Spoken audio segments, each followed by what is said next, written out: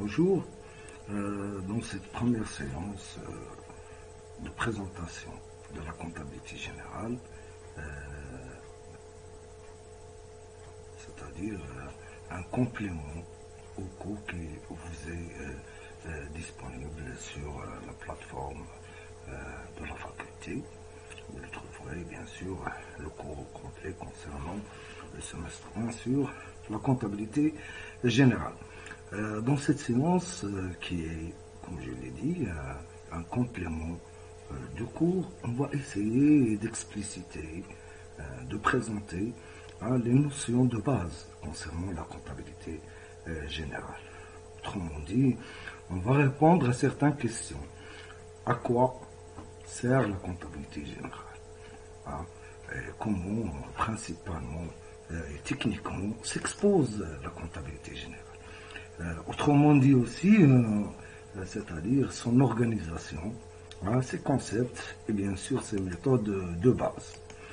Alors, les lignes directrices qui vont régenter le cours du semestre 1 se rapportent principalement aux axes suivants. La notion sur la comptabilité ou les notions sur la comptabilité générale, son organisation, comment s'organise la comptabilité générale, et bien sûr comment se fait l'enregistrement et les écritures comptables appliquées, si vous voulez, dans la présentation, ce qu'on appelle les états de synthèse comptable et les documents comptables en général.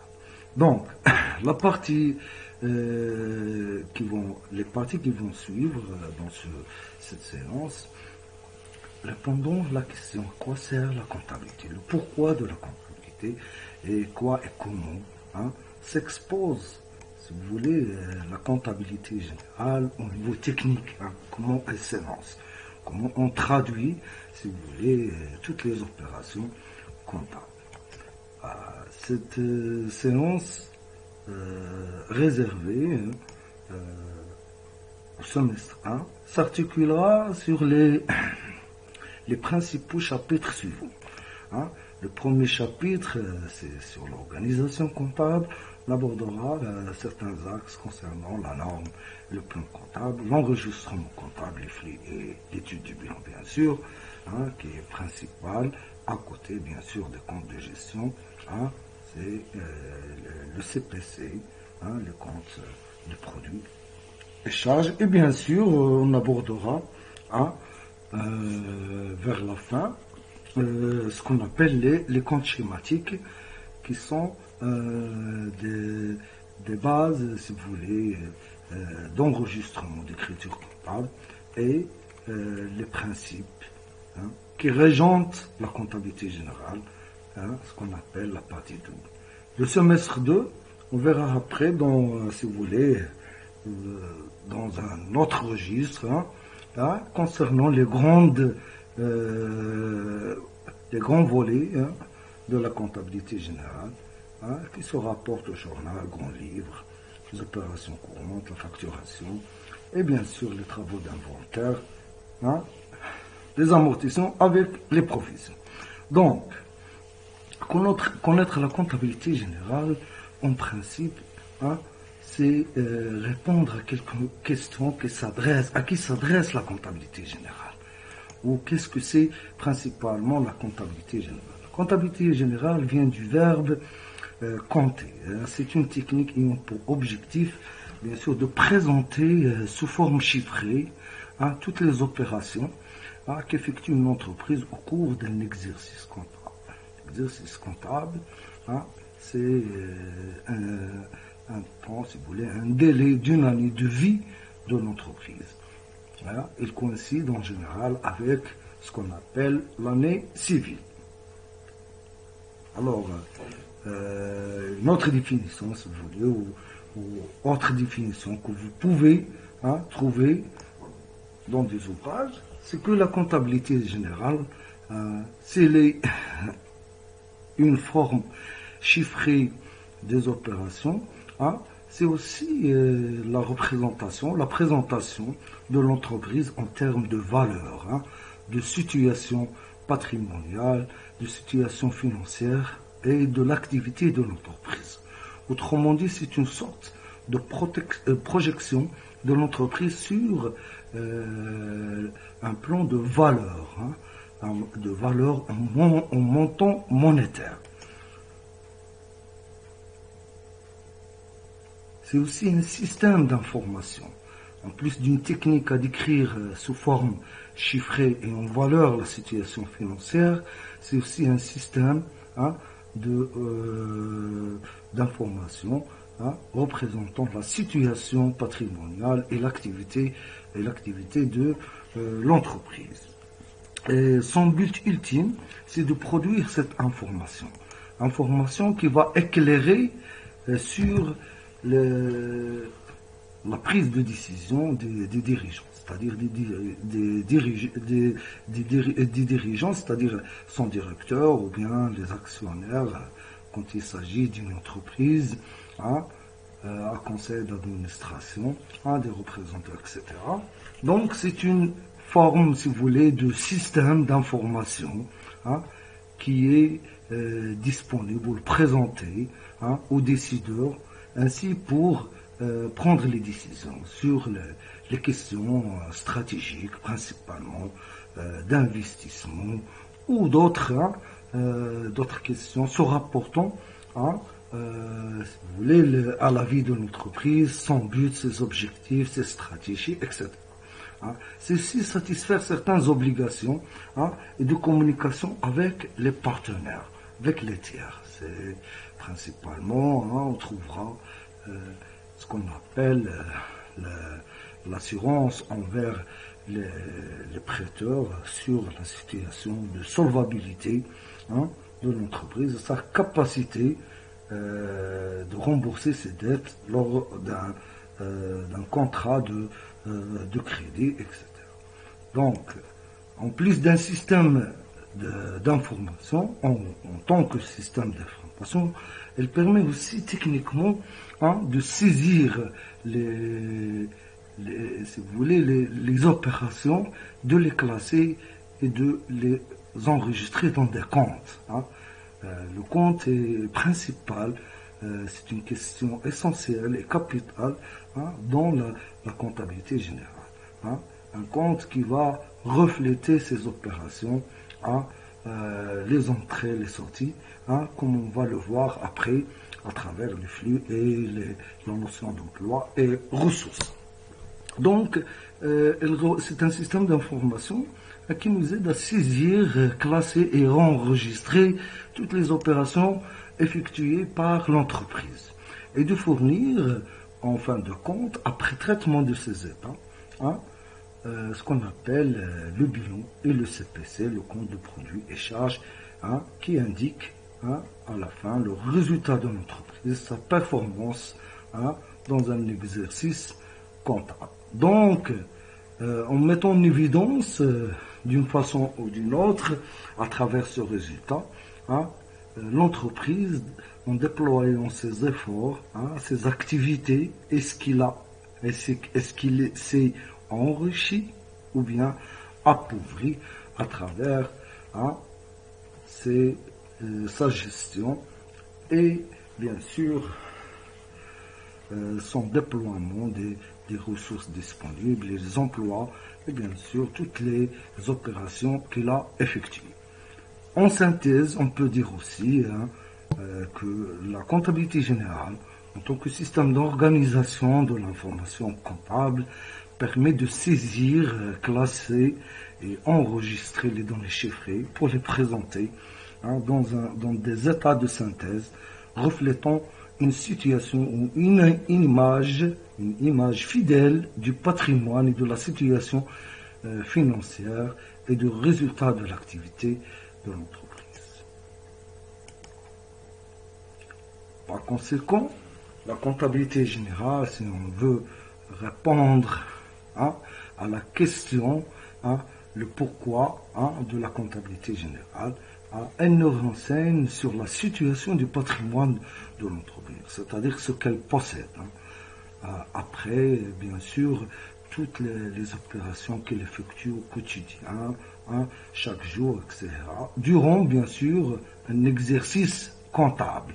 Et à la fin, c'est-à-dire le résultat de son activité, hein, on dira aussi la performance, sa performance, c'est-à-dire il va nous donner la comptabilité générale, va nous présenter, hein, et il va évaluer toute cette activité, toutes les opérations qu'il a effectuées en donnant un résultat qui à la fin, hein, pourra être un résultat positif, c'est-à-dire qu'il a gagné un gain, un bénéfice, ou bien une perte, hein, c'est-à-dire qu'il y avait un déficit, hein, c'est-à-dire qu'il n'a pas gagné. L'essentiel, le résultat, hein, c'est un processus de production, hein, et d'activité de l'entreprise à la fin de l'année qui sera rapporté, hein, rapporté, c'est-à-dire enregistré et bien sûr mis en évidence, hein, qu'on va le trouver dans le bilan pour en fin de compte, hein, pour en fin de compte juger sur cette performance, hein, est-ce que l'entreprise était efficace, efficiente dans son activité. La vie de l'entreprise est donc synthétisée à travers les activités qu'elle effectue et les opérations par des tableaux chiffrés qui sont le bilan et le compte de résultat ou le compte de gestion qu'on appelle le compte de produits et charges. En plus de ce côté technique et ses objectifs, ainsi que les buts assignés à la comptabilité, hein, la comptabilité reste aussi, hein, une question d'obligation comptable, c'est-à-dire toutes les entreprises sont obligées, hein, de présenter la comptabilité, de tenir une comptabilité et de la présenter sous forme de ce qu'on appelle les états de synthèse. Alors, la tenue de la comptabilité devient donc une obligation légale imposée par la loi. Alors, cette loi qui impose aux entreprises de tenir la comptabilité, ce qu'on appelle la normalisation comptable au Maroc, dont, hein, la loi comptable est la principale ou le principal guide réglementaire, hein, de la comptabilité. La comptabilité générale est donc, en vertu de cette réglementation, en vigueur principalement la loi comptable numéro 9/88 relative aux obligations comptables des commerçants, elle est régie aussi par le Code général de la normalisation comptable.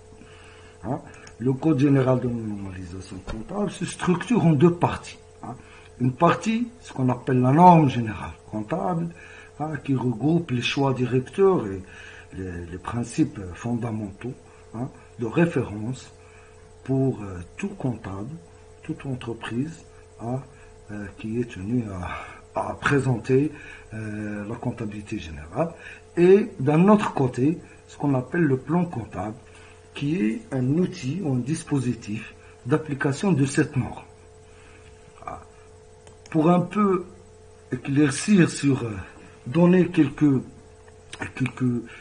idées sur cette réglementation de normalisation comptable, hein, elle édicte la réglementation, c'est-à-dire le Code général de la normalisation comptable, dans son volet de normes comptables, il dicte 7 principes comptables, hein, qui doivent être respectés pour présenter les états de synthèse, hein, pour ainsi donner l'image fidèle du patrimoine, de la situation de l'entreprise. Il s'agit en effet des principaux principes fondamentaux en gestion, le principe de continuité d'exploitation, le principe de performance des méthodes et le coût historique, ainsi que la spécialisation des exercices, le principe de prudence et le principe de clarté, ainsi que le principe d'importation significative. Ces principes, vous trouverez dans le document concernant le cours, à leur signification et leur définition. La finalité de la comptabilité, comme on a dit au début, hein, elle produit principalement, si vous voulez, deux états de synthèse, deux documents essentiels. Il s'agit du bilan, qui est un état de synthèse présentant le patrimoine de l'entreprise. Hein. Il permet ainsi aux tiers, c'est-à-dire aux partenaires de l'entreprise, hein, d'apprécier, hein, la performance de l'entreprise, et ce qu'on appelle le compte de produit et charges, le CPC, qui est aussi un résumé, hein, de l'activité de l'entreprise, hein, durant une année, et qui explique la formation, si vous voulez, du résultat de l'entreprise, c'est-à-dire son enrichissement, comme on l'a dit, ou bien son appauvrissement. En général, les états financiers de la comptabilité générale, les états édictés, si vous voulez, par le Code général de la normalisation comptable, hein, il s'agit principalement du bilan, du compte de résultat et les comptes spéciaux. Le plan comptable, le volet pratique, si vous voulez, de référence, hein, de la traduction de ces normes et des principes de la comptabilité, qui est la deuxième partie, hein, constituant le Code général de la comptabilité, au Code général de la normalisation comptable, c'est-à-dire comment tenir la comptabilité. Il s'agit d'un livret, le plan comptable est sous forme de livret, hein, qui définit l'ensemble des comptes applicables aux marques. C'est une liste exhaustive, quasi exhaustive, c'est-à-dire on y trouvera presque tous les comptes nécessaires, hein, pour présenter la comptabilité. La comptabilité d'une entreprise, c'est-à-dire les opérations qu'elle effectue, comment les traduire sous forme de comptes, hein, dans ces états de synthèse. C'est-à-dire on trouve toutes les entreprises, hein, d'après leur domaine, si vous voulez, d'activité, hein, n'importe quel domaine d'activité, hein, les comptes nécessaires dont ils ont besoin se trouvent dans le plan comptable, ainsi pour déterminer adéquatement, c'est-à-dire l'imputation comptable, hein, d'une opération, hein, dans le compte, hein, qui est, si vous voulez, conforme à l'activité. Il formalise des règles pour présenter les comptes. Ainsi, l'intérêt du plan comptable est de classer toutes les opérations d'une entreprise dans les comptes pertinents. Le plan comptable ainsi regroupe plusieurs comptes représentés sous forme d'une arborescence. Hein. C'est un ensemble, si vous voulez, de comptes, mais ces comptes, ils se structurent selon ce qu'on appelle la codification décimale. La codification décimale, hein, si vous voulez, c'est une structure sous forme d'adresse, hein, pour imputer l'opération, hein, dans le compte adéquat et pertinent, hein, c'est-à-dire conformément aux normes. Hein, le plan comptable a respecté cette codification décimale, qui est une démarche, une façon de présentation structurée, hein, d'un ensemble qui se décompose, hein, en sous-ensemble, mais selon des catégories et bien sûr des rubriques, des postes, etc. Ah, si vous voulez, on peut l'assimiler à une adresse, c'est-à-dire la façon dont il se présente, dont le plan comptable doivent être présentées les opérations, les hiérarchies, c'est-à-dire une hiérarchie équivalente à une adresse, c'est-à-dire on part d'une grande masse pour aboutir, si vous voulez, au but final, c'est-à-dire l'imputation comptable concernant l'opération exactement et adéquatement. Hein. C'est comme une adresse, c'est-à-dire on parle du pays, la ville, la rue et le numéro de domicile, c'est-à-dire là où va la lettre, par exemple une lettre postale, on doit la déposer dans la maison adéquate, si vous voulez, à l'adresse et conformément au destinataire. Alors, il obéit bien sûr à le plan comptable obéit à cette codification décimale, hein, pour nommer chaque compte.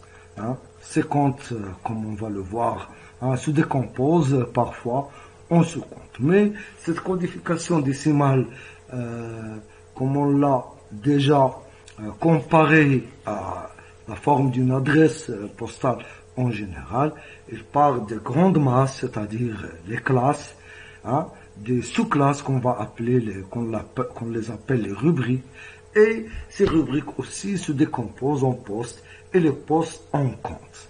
Hein. Les comptes, si vous voulez, c'est la principale unité, hein, pour enregistrer les opérations. Ainsi, le plan comptable formalise par ces principes les règles de présentation des comptes et justement pour élaborer le bilan, le CPC et les comptes de résultat ainsi que les comptes analytiques et spéciaux. Notamment pour élaborer le livre journal et le grand livre qu'on va le voir après. Donc, comment se présente, si vous voulez, le plan comptable qui les utilise? Il y a deux sortes, si vous voulez, ou deux modèles du plan comptable général des entreprises au Maroc. Il s'agit du modèle normal pour les entreprises dont le chiffre d'affaires est supérieur ou égal à 10 millions. Hein, ces entreprises ils sont obligatoirement de publier 5 états de synthèse. À savoir le bilan, le compte de produits et charges, état de solde et de gestion, tableau de financement et état des informations complémentaires. Par contre, les entreprises, principalement les petites et moyennes entreprises, dont le chiffre d'affaires est inférieur strictement à 10 millions de dirhams, hein, ils sont obligés seulement de produire 2 états de synthèse qui sont le bilan et le CPC. Alors, comme on l'a dit, le plan comptable se structure selon une architecture de compte. Hein. Hein. Ainsi, on trouve principalement les classes, hein, des classes qui traduisent les comptes de situation, des classes de comptes de gestion et les classes de comptes spéciaux. Et chaque classe, elle est subdivisée en rubriques, postes et bien sûr l'unité de base qui est le compte. La structure générale du plan comptable général marocain, hein, on y trouve 10, c'est-à-dire 10 classes. La première classe, qu'on appelle le compte de financement permanent, la deuxième, compte d'actifs immobilisés, et la troisième, le compte d'actifs circulants hors trésorerie, les comptes de passifs circulants hors trésorerie, et les comptes de trésorerie, hein, la trésorerie active et la trésorerie passif, comme on va le voir, et bien sûr la 6e et la 7e classe concernant le CPC, c'est le compte de produits et charges, 6e c'est le compte de charges, et bien sûr la 7e classe, compte de produits. Et les autres, la 8e classe concerne les comptes de résultats, 9e classe les comptes analytiques, et la classe 0, elle concerne les comptes spéciaux. Ainsi, pour le code, c'est-à-dire le plan comptable pour la comptabilité générale, hein, elle ne prend en considération que les 8 premières classes, principalement hein, du 1 jusqu'à 8, et les autres classes, la 9e et la classe 0, hein, sont réservées à la comptabilité analytique. Les classes de 1 à 5 forment ce qu'on appelle le bilan ou les comptes de situation, de patrimoine de l'entreprise. Et la classe 6 et 7, c'est les comptes de produits et charges.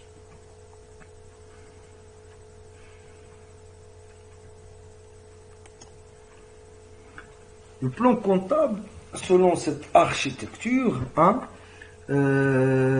il présente la classe, c'est-à-dire comment se retrouver, comment trouver les comptes dans ce plan comptable, hein, on doit passer par d'abord à repérer la classe. La classe, hein, c'est un chiffre. Comme on l'a montré avant,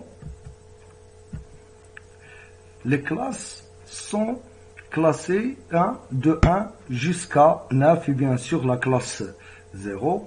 Hein, on ne s'intéresse que la classe 1 jusqu'à 7 pour l'instant, c'est-à-dire les comptes qui sont relatifs au bilan, qui sont de la classe 1 à la classe 5, et les comptes réservés au CPC, hein, qui ont rapport avec la classe 6 et 7. Alors chaque classe a le premier numéro représente la classe concernée. Le deuxième numéro, c'est-à-dire après le chiffre qui est le premier chiffre dans l'enregistrement comptable, hein, le deuxième chiffre, le premier chiffre c'est la classe, le deuxième chiffre c'est la rubrique. Et le troisième chiffre qui vient après le 1 et le 2 par exemple, le troisième chiffre, hein, on dit qu'il représente le poste. Par contre, le quatrième chiffre, c'est le compte principal ou l'unité de base, comme on l'appelle en comptabilité. C'est-à-dire le compte, il est formé par 4 chiffres. Le premier chiffre, il représente la classe. Les deux premiers chiffres, c'est-à-dire la rubrique de l'opération. Le troisième chiffre, c'est-à-dire le 1, le 2 et le troisième, c'est-à-dire les trois premiers chiffres, ils représentent le poste. Et quand il s'agit de 4 chiffres, alors là, c'est les comptes principaux.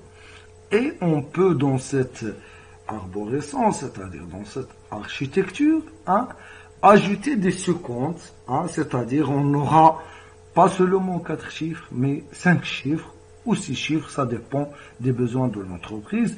Mais l'essentiel, c'est les 4 premiers chiffres qui représentent ce qu'on appelle les comptes, comme on va l'étudier après. Les comptes avec, c'est dans le chapitre dernier le dernier chapitre de ce semestre. Il concerne les comptes et le principe de la partie double. Le compte, il est constitué par 4 chiffres. Le premier chiffre, c'est la classe, ou si vous voulez, les grandes masses, c'est-à-dire la masse, c'est le premier chiffre qui indique la classe. La rubrique, c'est les 2 premiers chiffres. Le poste, les 3 premiers chiffres.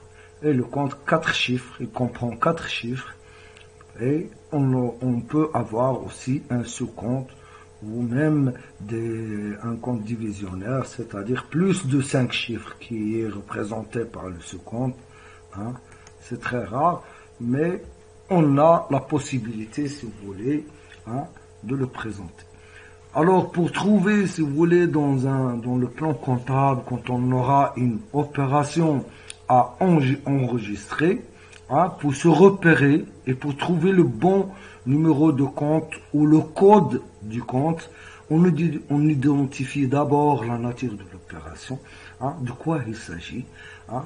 Est-ce qu'il s'agit d'une vente, achat ou bien un paiement des honoraires, un règlement, si vous voulez, d'une facture ou une prestation du service. C'est-à-dire, la première des choses, c'est de identifier de quoi il s'agit. L'opération est là de quelle nature il s'agit. Quelle est sa nature. Ensuite, on repère dans l'ordre la question de la classe, c'est-à-dire où est-ce qu'on va inscrire cette opération. Puisqu'il s'agit de telle nature d'achat, on va voir d'abord les classes qui se rapportent, ou la classe qui se rapporte aux achats. S'il s'agit de vente, la classe se rapporte à la vente. S'il s'agit d'une acquisition, d'une immobilisation, c'est-à-dire la classe qui se rapporte aux immobilisations, le plan comptable, il nous aide, si vous voulez, à se référer selon l'arborescence, l'architecture qu'il donne aux différentes classes. Après les classes, c'est la rubrique qui vient après.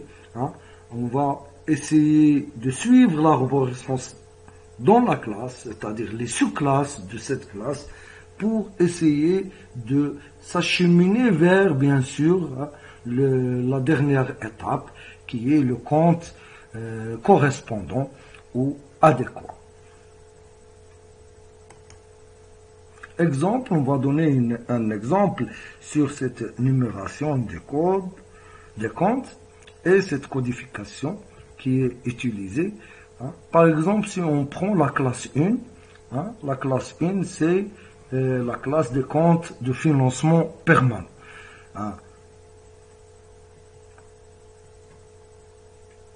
La sous-classe de la classe 1 qui comprend les financements permanents, on va y trouver la rubrique qui est formée par deux chiffres, 1 par exemple,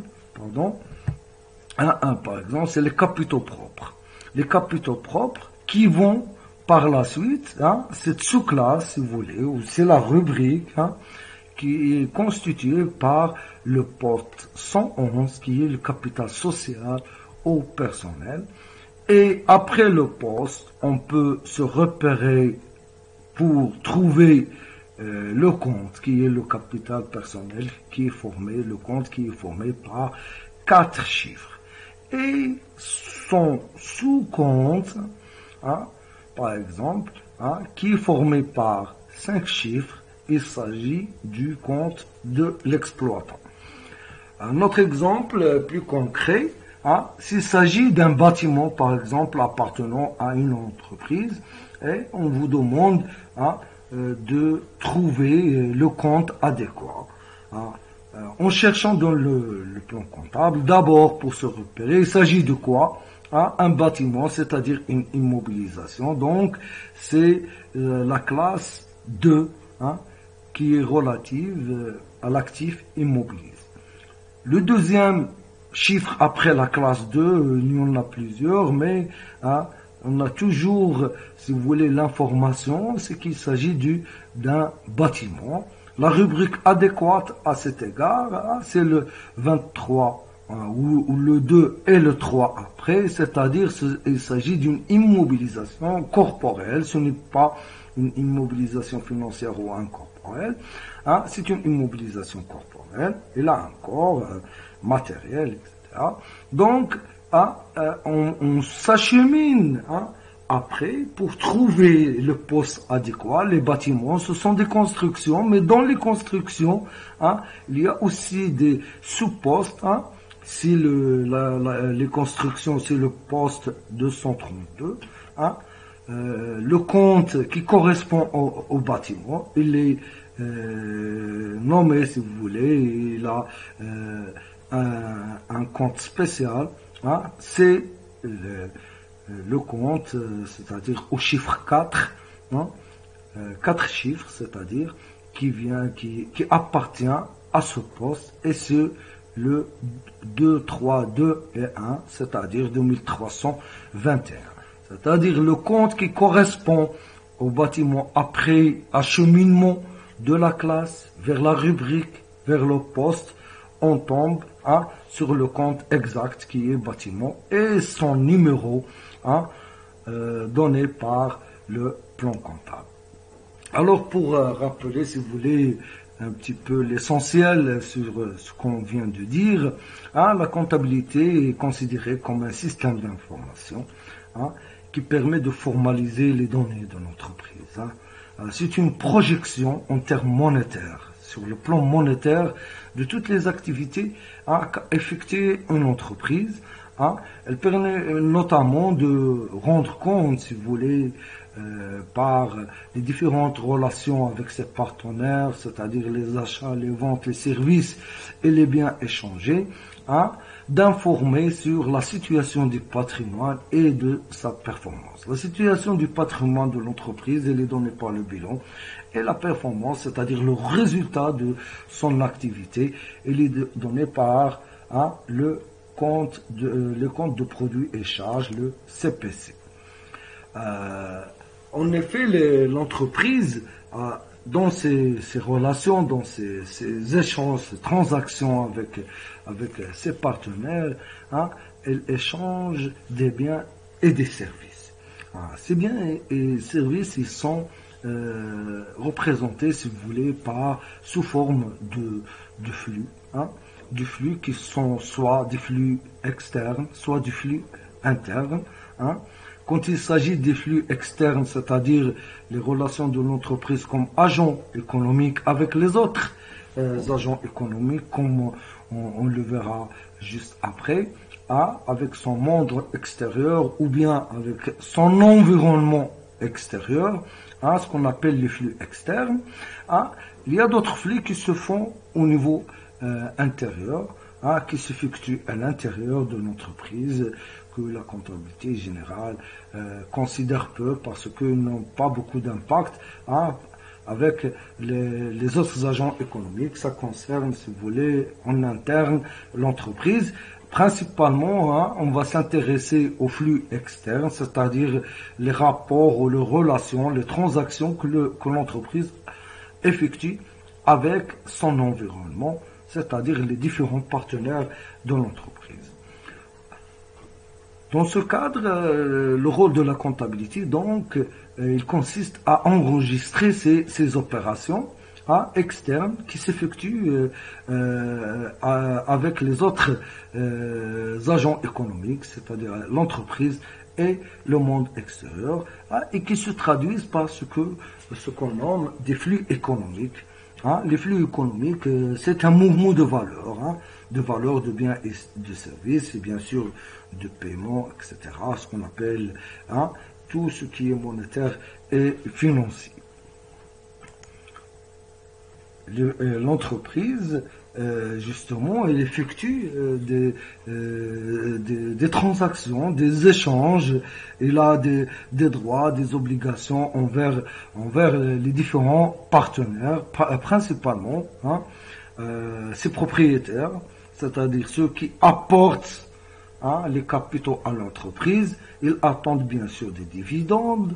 Les organismes financiers auxquels l'entreprise, si vous voulez, demande ou sollicite pour des prêts lors des besoins de financement, elle doit aussi les rembourser après, c'est normal.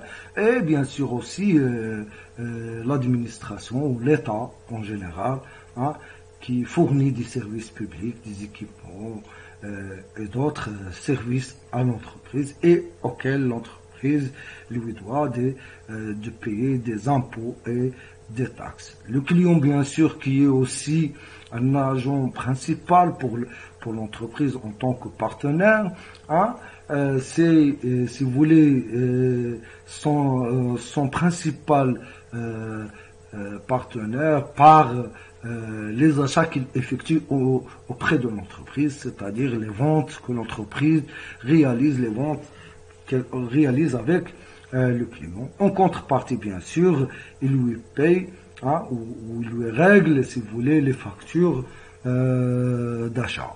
L'entreprise aussi a un grand partenaire, c'est-à-dire ses fournisseurs, qui lui livrent, bien sûr, les biens et les services. En contrepartie, l'entreprise aussi paye ses biens et services en réglant, bien sûr, les factures qu'elle doit. Et le personnel qui est principal pour l'entreprise, le personnel qui apporte le travail, et bien sûr, il sollicite ou il a droit, en contrepartie, des salaires, des traitements de salaire. Donc, principalement, on présente les partenaires de l'entreprise, transactions, d'échanges, de vente d'achat, de fourniture, de biens et de services en général.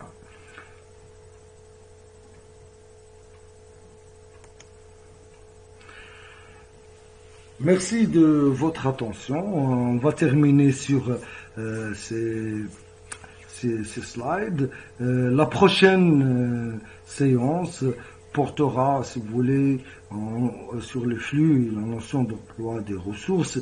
On va essayer d'approfondir ou de parler un petit peu en détail sur le flux, les emplois et ressources, qui sont les principaux, les fondements essentiels du bilan et bien sûr du CPC.